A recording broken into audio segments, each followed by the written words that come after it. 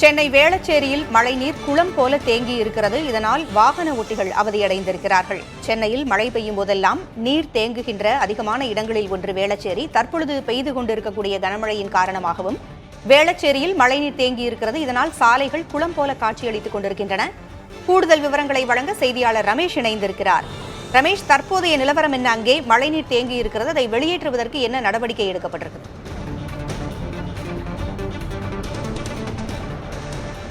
தற்போது கனமழை காரணமாக இந்த வேளச்சேரி 5 பர்லாங் சாலை கடந்த முறை இந்த பகுதியில் ஒரு கட்டட விபத்து ஏற்பட்டு 2 தொழிலாளர்கள் உயிரிழந்தார்கள். அந்த பச்சை நிற திரைசீலை போடப்பட்டிருக்கூடிய இடம்தான் அந்த இடம். தற்போது பார்க்கலாம், ஒரு ஆட்டோ ஓட்டுநர் தற்போது இந்த கடுமையான இந்த நீர் சூழ்ந்திருக்கக்கூடிய காரணத்தால் அவர் வண்டி நின்றுச்சு, அதனால எடுத்துட்டு போறாரு. இங்க ஏன் இவ்வளவு நிக்குதுன்னா, இந்த கிண்டி ரேஸ் கோர்ஸ்ல உருவாகக்கூடிய தண்ணீர், அங்க இருக்கக்கூடிய பல ஏக்கர் பரப்புல மழை நீர் பெய்யுது. அங்கிருந்து வரக்கூடிய தண்ணீர் மற்றும் பல பகுதிகளிலிருந்து வரக்கூடிய தண்ணீர் காரணமாக இந்த வேளச்சேரி 5 பர்லாங் சாலை எப்போதுமே வெள்ளக்காடாக காட்சியளிப்பது. அது மட்டும் இல்லாம இங்க ஒரு பெரிய ஒரு கட்டடமும் கட்டுகிறார்கள். அங்க பல 100 அடி கீழ்ப்பகுதியில கிரவுண்ட் ஃப்ளோர் கட்டுறதுக்காக பள்ளம் நோண்டப்பட்டிருக்கிறது. அந்த ஒரு காரணத்தாலும் இங்க அதிக அளவிலான தண்ணீர் இந்த பகுதியில் அதிக அளவில் சேகரமாகுவது அறிக்கையாக இருக்கிறது. அந்த அடிப்படையில் தற்போது இந்த பகுதியில் ஒரு வாகன ஓட்டி கூட மிகவும் சிரமத்திற்கு உள்ளாகி வரக்கூடிய காட்சிகளை நம்மளால பார்க்க முடிகிறது. சார், எங்கிருந்து வரீங்க? இப்படிதான் தண்ணி இருக்கா? இங்கேதான் சார் தண்ணி, மடவூர்ல இருந்தா வரோம். இங்கேதான் தண்ணி. எவ்வளவு இருக்கு சார் தண்ணி? இங்கேதான், வேற இங்கேதான்.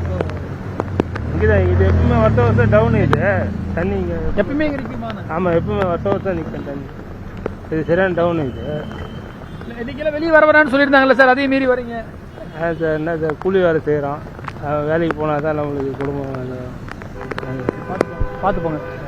பாத்தீங்கன்னா இந்த பக்கம் தொடர்ச்சியாக பணிக்கு செல்பவர்கள் இந்த வழியில் வரக்கூடியதை பார்க்க முடிகிறது. வயது முதிர்ந்தவர்கள் 2 பேர் இங்கு வருவதையும் நம்மால பார்க்க முடிகிறது. முழங்கால் அளவிற்கு தண்ணீர் இங்கு தேங்கி இருப்பதையும் நம்மால பார்க்க முடிகிறது. இந்த பகுதியில் வாகன ஓட்டிகள் வர வேண்டாம் என ஏற்கனவே இங்க இருக்கக்கூடியவர்களும் தன்னார்வர்களும் இங்க தானாக பணியில் ஈடுபட்டு வருவதையும் நம்மால பார்க்க முடிகிறது. இங்க பாத்தீங்கன்னா அதிக அளவில் தண்ணீர் சேதாரமாகி நிற்கக்கூடிய காட்சிகளை நம்முடைய ஒளிப்பதிவாளர் ஜோஸ்வா உங்களுக்கு காட்சிப்படுத்துறாரு. எங்க இருந்து வரீங்க? இங்கதான் மடம் தான். எவ்வளவு தண்ணி இருக்கு ஏரியால? எங்க ஏரியால எல்லா இடம் தண்ணி தான் போயிட்டு தானா. நீங்க வீட்ல எல்லாம் இருக்கு சொல்லியிருந்தாங்க, எங்க போறீங்க? பள்ளிக்கரணை. எதுக்காக போறீங்கம்மா? வீடு அங்கதான். பாத்தீங்கன்னா தொடர்ச்சியாக இங்க இருக்கக்கூடிய மக்கள் வந்த வண்ணம் இருக்கிறார்கள்.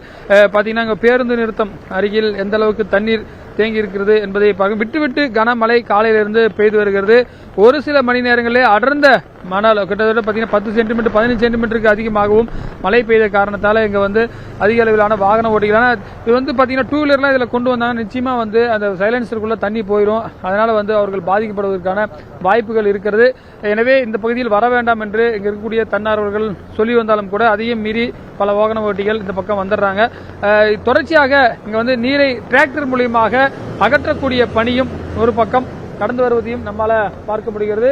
அங்க பார்க்கலாம், அந்த பெட்ரோல் பங்க் கிட்ட ஒரு பெரிய டிராக்டர் கொண்டு அதன் மூலியமாக அகற்றக்கூடிய காட்சிகளையும் நம்மால பார்க்க முடிகிறது. உங்களுடைய வரை மக்கள் பாதுகாப்பாக இருக்க வேண்டும். சாலைகளில் குளம் போல நீர் தேங்கி இருக்கின்ற காரணத்தினால் அரசும் விரைவாக நடவடிக்கை எடுக்க வேண்டும். தகவல்களை வழங்கியமைக்கு நன்றி ரமேஷ்.